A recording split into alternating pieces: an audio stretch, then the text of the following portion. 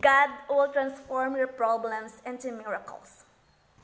There is another clear example in the Bible of how God used circumstances as an opportunity to perform a miracle. It involves the events that happened in the life of a young 17-year-old boy. As we look at his life, I want you to put yourself in his place. Compare his reactions with the way you would have reacted. So, are you ready? Let's take a breath and put yourself in his place. Imagine yourself nga ikaw si Joseph. Or di ba kauban mo si Joseph? Joseph was the youngest of Jacob's sons and was greatly loved by his father. As a result, Joseph's brothers were jealous and they hated him. One day, Joseph had a dream. In his dream, God revealed to him that he had a purpose and a plan for his life, and that one day he would be in a position of authority over his brothers and his entire family. So imagine nga ikaw ang pinakabunso nga anak sa inyong magsuon. Tungod ni ana, daghan kay pabor yung gahatag sa imong papa sa imo. Pinalangga ka, ikaw ang pinalabi. Ug tungod ana, nagselos ang imuhang mga igsuon sa imo. Nisamot pa jud nga naglagot sila sa imo. Sa dihang gipadamgo ka sa Ginoo. Nga gipadamgo ka plus sa plano sa Ginoo sa imo. Nga ang tanan-tanan sa imong pamilya mo saludo sa imo. Nisamot ang ilang kasuya. Tapos, niadto ka sa uma. One day, Joseph went out into the field to find his brothers. As he approached, they made plans to kill him. The oldest brother, Reuben, overheard the plans and talked them into sparing Joseph's life. This says Joseph tore off the coat his father had given him and threw him into a deep pit. So sa dihang niapa si Joseph sa ilaha, kay gisugo siyang papa sa iyang mga igsuon, niapa siya para dalagbalon. Nag-isip na nung mga igsuon nga patyon siya. O ang ilang pinakamagulang nagsuggest di rakan patyon, kundi ihulog na lang sa tabay. Ngalalom kaayo. For a moment, imagine said, you are in that pit with Joseph. Imagine nga ikaw kauban dito ni Joseph. It's dark. Grabe kang ngit-ngit. And cold. Grabe ka tugnaw. There is no way of escape. Wa na kay laing pagi para makagawas. Unsa uning mumukatkat ka lalom kaayo ang tabay. Walay pisi didto. Kay wa may sulod ang tubig. So wa nay nagkabo. Ikaw ra isa dito, tugnaw. Kagigisi ang imong sanina nga gihatag sa imong papa. Ang coat, gisi-gisi. Ikaw di ang pinalabi ni papa ha. Makita na nato na gigisi-gisi tapos gilabay siya sa tabay. Imagine kung naa ka dito kauban ni Joseph. Unsa ka imong gibati. Nga wala kay kapangayo ag tabang. Wala kabalo unsa uni mo pagawas sa tabay. There is no one to help. The only thing Joseph could cling to was the promise God had given him in a dream. Wa siya laing giklingan, wa siya laing gikuhaan og hope. Kundi ang promise sa Ginoo, ang saad sa Ginoo nga pinaagi sa damgo. Can you identify with Joseph? Have you ever been in position in your life where the circumstances were so bad that you felt like you were all alone in dark, deep pit with no way out? So nasinati na ba nimo ang gisinati ni Joseph? Nga murag naas ka sa isa ka posisyon, isa ka lugar, o isa baron ka sitwasyon sa imong kinabuhi. Nga naa kay mga panghitabo nga grabe nimong laguta. Nga o di nimo kasabot, wala kasabot sa panghitabo. Nga naka-feel na jud ka nga nag-inusara ka. Naka-feel na jud ka nga di nagagukagawas ani. Grabe na jud ni kalalom. Wala ko kasabot unsaon ako paglugwa.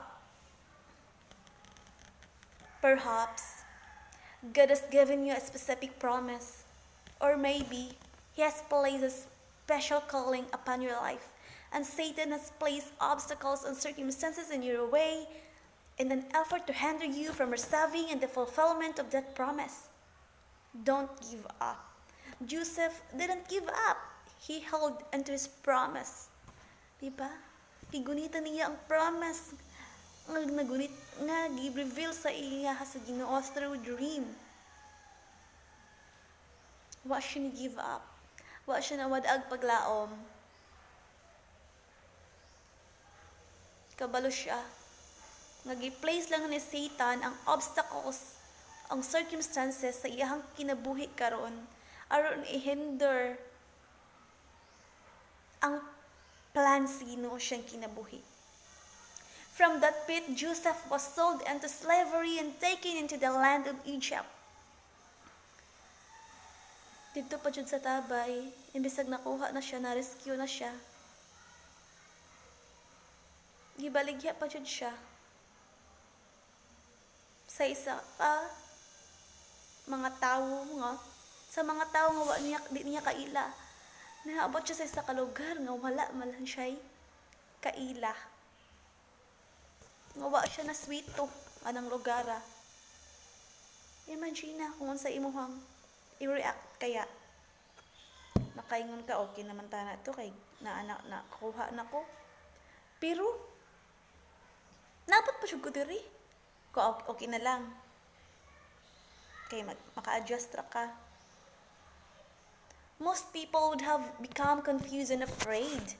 Maybe even a little doubtful that what God had promised would come to pass. Siguro ang uban no, na magdawat na dayon. Ningon ka Lord, inaniman lagi ang hitabo sa kong kinabuhi. All the outward appearances were discouraging, to say at least. It seemed as if God had forgotten all about Joseph. Marag makaingon ta, nakalimot naman siguro ang Ginoo na ako ato Nakalimot naman siguro ang Ginoo sa iyang promise sa ako Why was God allowing him to be sold into Egyptian bondage? Kanang nasugot man ka ang Ginoo. Nga ibaligya siya para lang mahimog ulipon. Imagine na love ka sa imong papa. Pinalabi ka tapos karon himuon ra kag sulugoon. Ulipon. Walay kagawasan. Even though he had been betrayed by his own flesh and blood, bisan pa man si Joseph, gitraydoran na siya sa iyahang kaugalingong igsuon. Was separated from his father and mother, nabulag siya sa iyang mamagpapa, and forced into slavery in a strange country. Napugos na mahimong ulipon dito sa isa ka lugar nga wa niya nahibalaan. He did not feel sorry for himself. Wa siya naka-feel down kaayo. Wa siya naka-feel. He was not resentful. Wa siya napuno og kalagot sa iyang mga igsuon.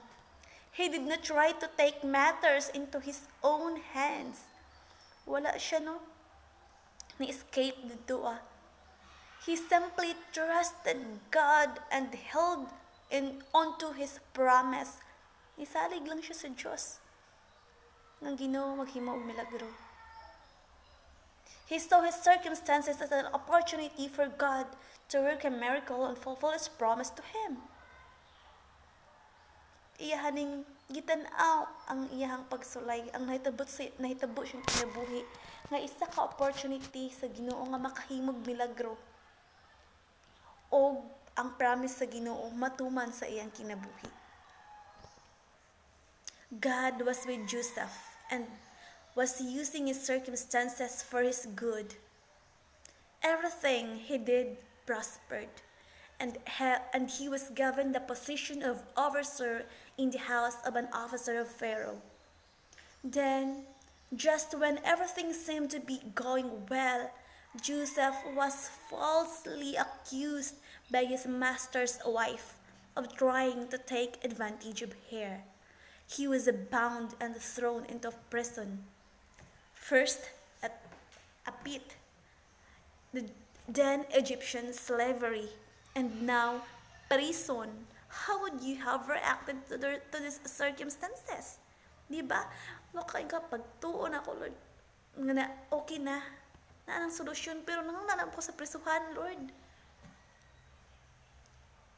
Pagtuon ako, mao na to ang solusyon.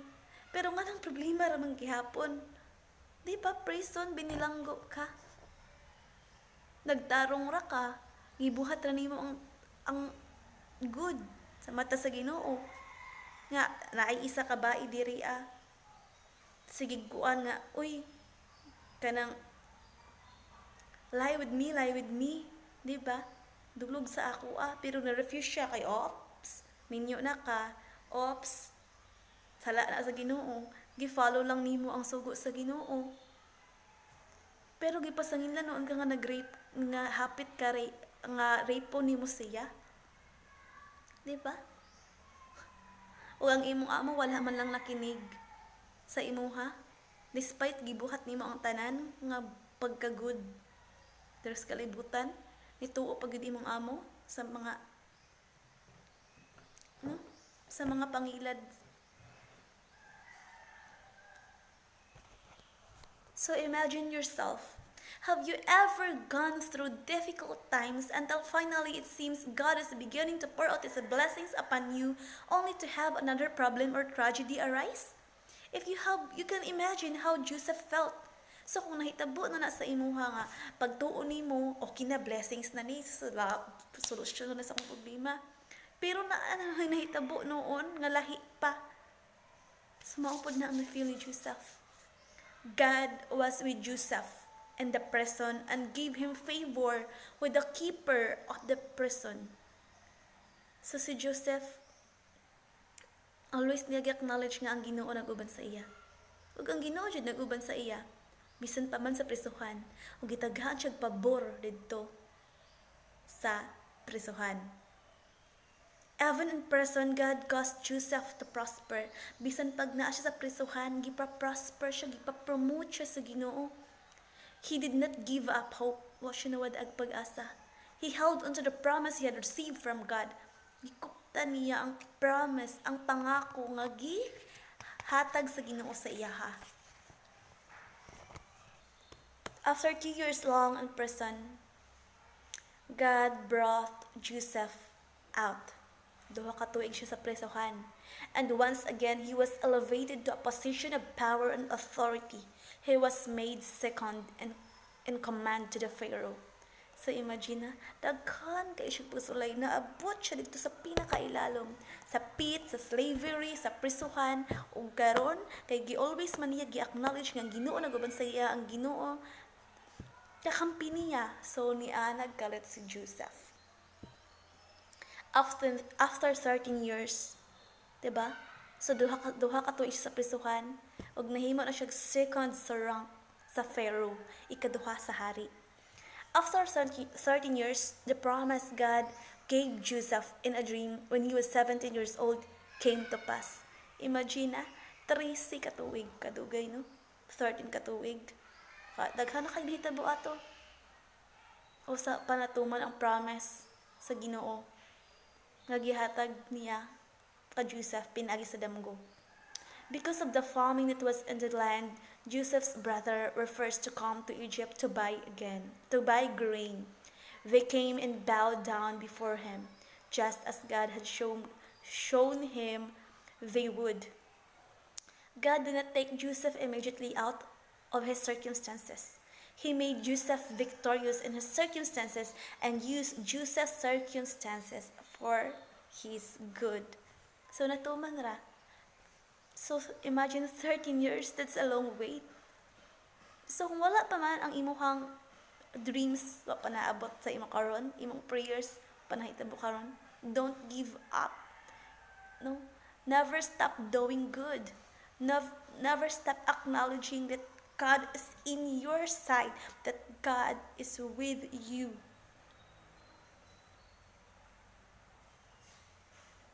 Always remember, si Satanas, gusto ka niya i-distract. Gusto niya i-distract ang imong life. Gusto niyang i-destroy. So always remember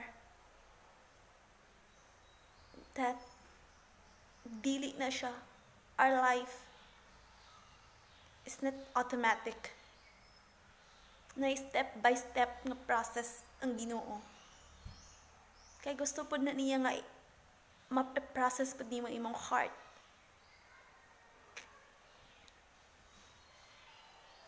Yeah. So don't give up. Keep on waiting God's promises to your life. Basta kabalo ka, as long as you know that God revealed it to you.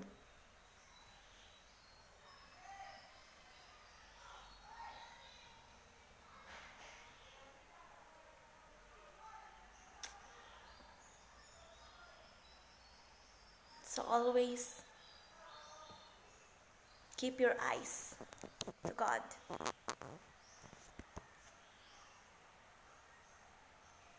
Keep on focusing to God. See your problems as God miracle opportunities.